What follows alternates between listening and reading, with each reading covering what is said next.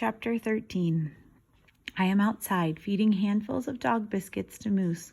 When Sean and Denver come down the trail, I say hello and they go inside to have lunch. Moose and I head to the lake, where I avoid families of hikers and find a deserted patch ashore. I skip stones over the calm water while Moose snuffles around the reeds.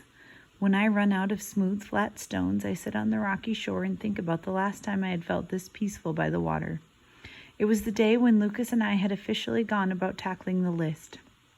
I was only a week after that fateful pancake breakfast. Lucas's dad had strapped the family canoe to the top of the Subaru and had driven us to Lake Winnipesaukee. We'd caught 4 wriggling trout, and Lucas's dad had scaled and gutted the fish on the picnic table at our campsite. After throwing the scraps to the birds, Lucas and I had rolled the fish in breadcrumbs, and his dad had pan-fried them to a crisp golden hue over a roaring campfire.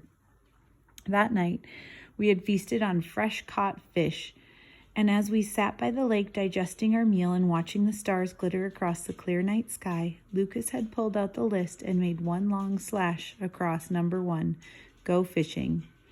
1 down, 9 to go, he had said. We had whooped and high-fived our greasy hands. Gah! A sharp prick on the side of my neck brings me out of my daze. I slap at my skin. When I take my hand away, there is a squash mosquito on my palm, as well as a smear of blood. My neck is already starting to itch.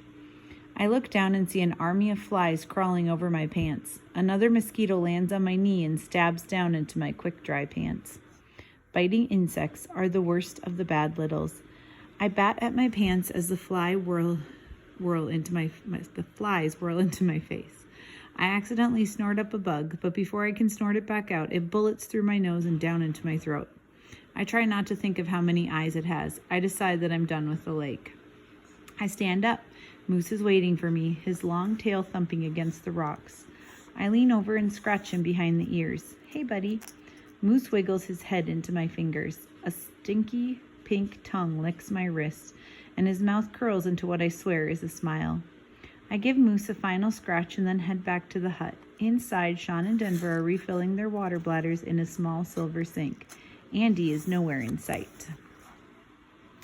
Hey, Tony, Denver greets me. You heading out now?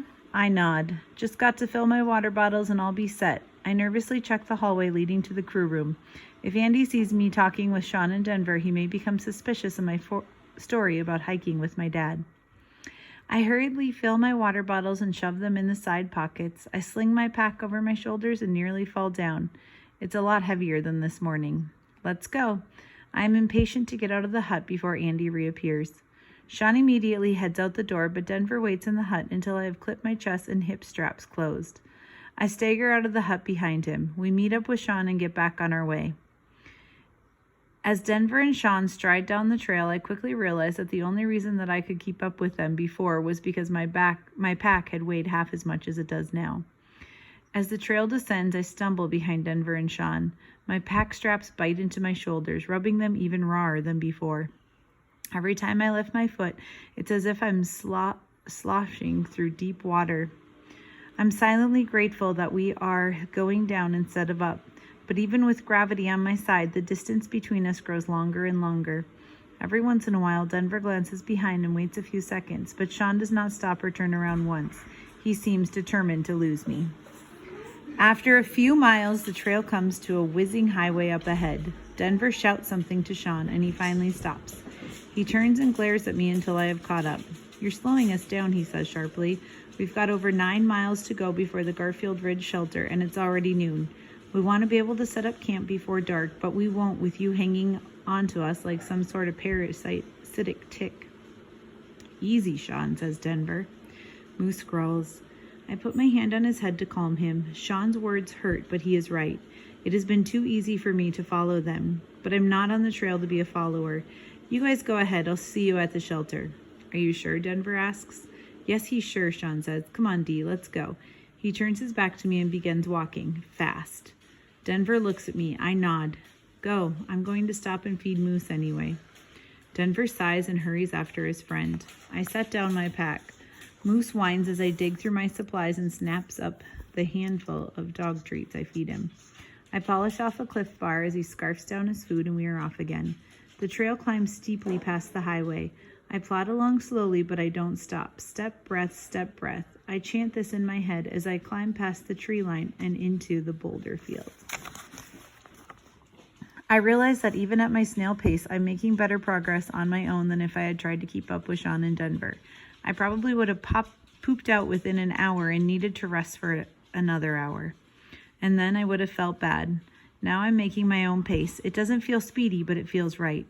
The wind picks up. I pull on my windbreaker and cinch up the hood. The sky is sharp and blue, and I can see the mountains all around me. The summer green of the maple leaves, the dark spruce and pine dotting the upper elevations, valleys on either side of me, and a wave of mountains in the distance, stretching all the way to Canada. I look at these mountains and feel the wind pressing into my cheeks and close my eyes. A little piece of me opens up to being outside, with a dog at my feet and food in my belly. Moose and I fall into a rhythm. He bounds ahead for 30 feet, then circles back to make sure I'm still there. When he reaches me, he wags his tail, gives me a drooly smile, then turns around and leaps forward again. Even though he has far more energy and strength than me, he never goes out of my sight. It's like he's afraid of losing me. It's probably just because he knows I'll give him food, but I don't mind. Like bumps along a camel's back, we hike steadily over peak after peak. Franconia Ridge is made up of a bunch of L-named mountains, Liberty and Little Haystack, Lincoln, and finally the beast of the range, Lafayette, which stands nearly a mile tall. On top of Liberty, Moose and I happily wolf down a few energy bars. We pass a bunch of folks on the ridge, but I don't talk to them. I'm still trying to keep myself as forgettable as possible so no one gets suspicious and raises the alarm. By the time we get to Little Haystack, I'm starting to slow down. Moose is running only 20 feet ahead of me instead of 30.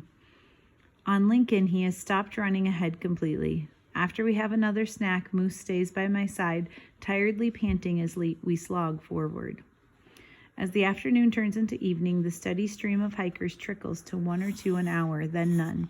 By the time we reach the top of Lafayette, the sun has set. I pull my map in the fading twilight and trace the trail to the Garfield Ridge shelter. My heart sinks. I still have 4 miles to go. It's cold on the rocky peak. A wind whips up and Moose shivers. I look down at him. His head is drooping and his tongue is hanging out. He's tired too.